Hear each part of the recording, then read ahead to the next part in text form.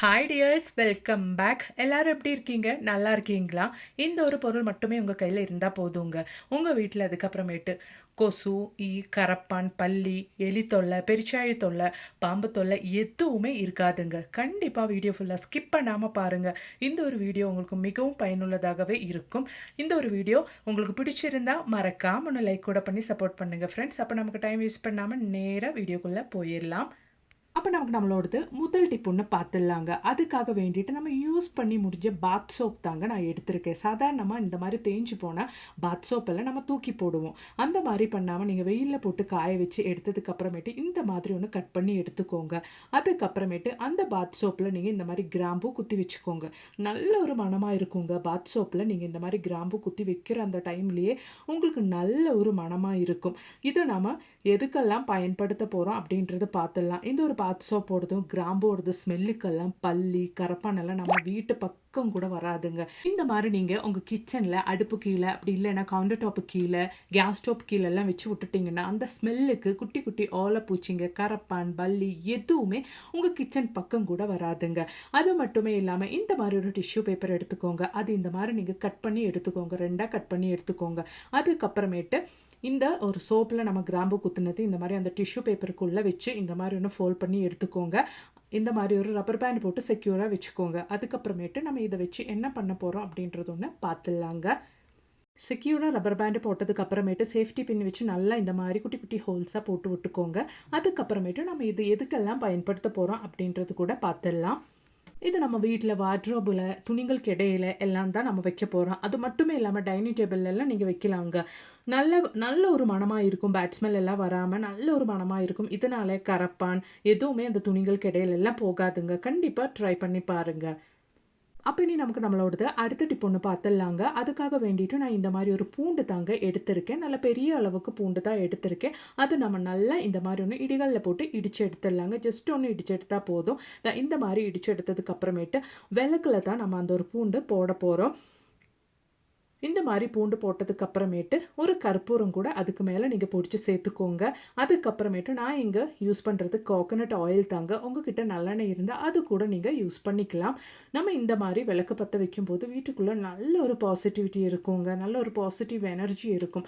Evening time நீங்கள் இந்த மாதிரி பற்ற வச்சிட்டிங்கன்னா அதுலேருந்து வர அந்த ஒரு ஸ்மெல்லுனாலேயே நம்ம வீட்டில் கொசு தொல்லை, ஈ தொல்லை எல்லாம் இருக்கவே இருக்காதுங்க. குழந்தைங்க எல்லாம் இருக்கிற வீட்டில் தைரியமாக ட்ரை பண்ணக்கூடிய ஒரு அருமையான டிப்புங்க. கண்டிப்பாக ட்ரை பண்ணி பாருங்கள். இந்த ஒரு ஸ்மெல்லுனாலேயே குழந்தைங்களுக்கு சளி போன்ற நோயெல்லாம் வரவே வராதுங்க. கண்டிப்பாக இந்த ஒரு டிப்பை நீங்கள் ட்ரை பண்ணுங்கள். இந்த ஒரு டிப்பு உங்களுக்கு மிகவும் பயனுள்ளதாக இருந்துச்சுன்னு தோணுச்சுன்னா மறக்காம ஒன்று லைக் கூட பண்ணி சப்போர்ட் பண்ணுங்கள் ஃப்ரெண்ட்ஸ். பாருங்கள், என் வீட்டில் இருந்து சின்ன ஓலைப்பூச்சி மேலே தான் நான் ரெடி பண்ண அந்த ஒரு சொல்யூஷன் நான் ஸ்ப்ரே பண்ணேன். கொஞ்ச நேரத்தில் அந்த ஒரு ஓலைப்பூச்சி இல்லாமல் போயிருதுங்க. கண்டிப்பாக நீங்கள் இந்த ஒரு டிப்பு ஸ்கிப் பண்ணாமல் பாருங்கள். ரொம்பவே பயனுள்ள ஒரு டிப்புங்க. இந்த ஒரு சொல்யூஷன் மட்டுமே உங்கள் கையில் இருந்தால் போதும்.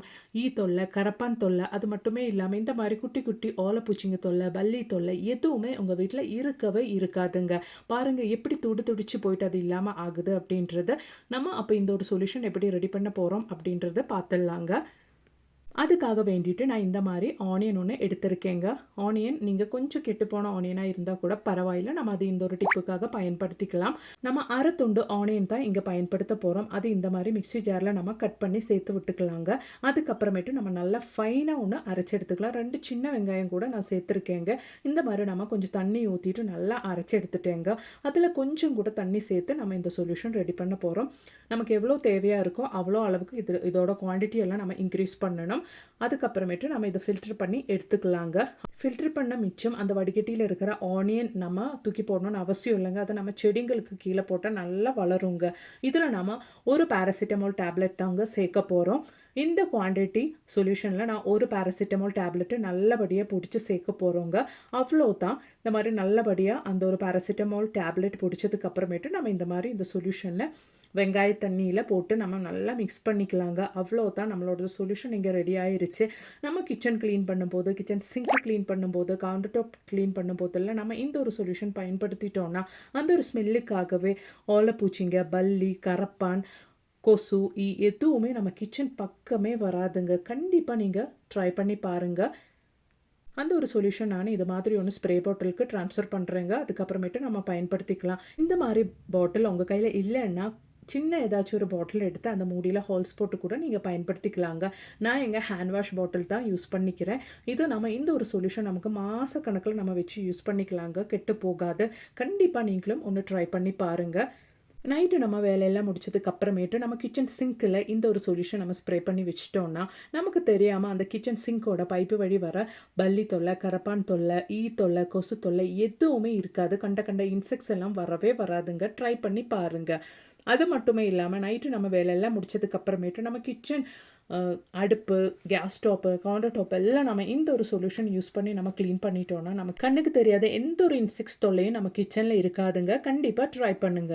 அப்போ இனி நமக்கு நம்மளோடது அடுத்த டிப் ஒன்று பார்த்துடலாங்க. நம்ம வீட்லேயும் அது மாதிரி நம்ம வீட்டுக்கு சுற்றிலையும் ரொம்பவே தொல்லையான எலி, பெருச்சாழி இதுங்களை துரத்துறதுக்காக வேண்டிட்டுல அருமையான டிப்பு தான் நம்ம பார்க்க போகிறோம். அதுக்காக வேண்டிட்டு நான் ஒரு கேண்டில் தான், மெழுகுத்திரி தாங்க எடுத்திருக்கேன். இந்த மெழுகுத்திரி நம்ம நல்லா ஒன்று கிரேட் பண்ணி எடுத்துக்கலாங்க.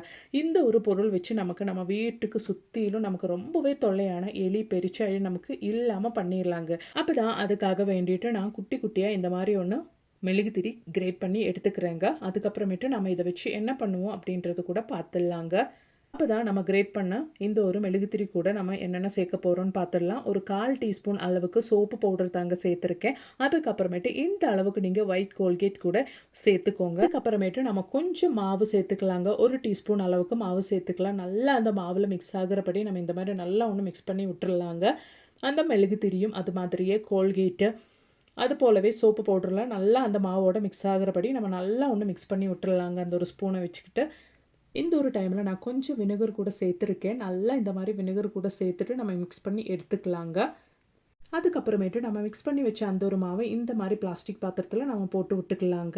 அதுக்கப்புறமேட்டு நம்ம கொஞ்சம் பிஸ்கட்ஸ் தூள் இந்த மாதிரி அந்த ஒரு மாவுக்கு மேலே இந்த மாதிரி நம்ம பொடிச்சு சேர்த்து விட்டுக்கலாங்க. இதுக்கப்புறம் நம்ம இது எப்படி பயன்படுத்த போகிறோம் அப்படின்றது கூட பார்த்துடலாங்க. இதுக்கு மேலே நம்ம வீட்லேயும் அது மாதிரி வீட்டில் சுற்றிலையுமே நமக்கு எலி, பெருச்சாழி தொல்லை இருக்கவே இருக்காது.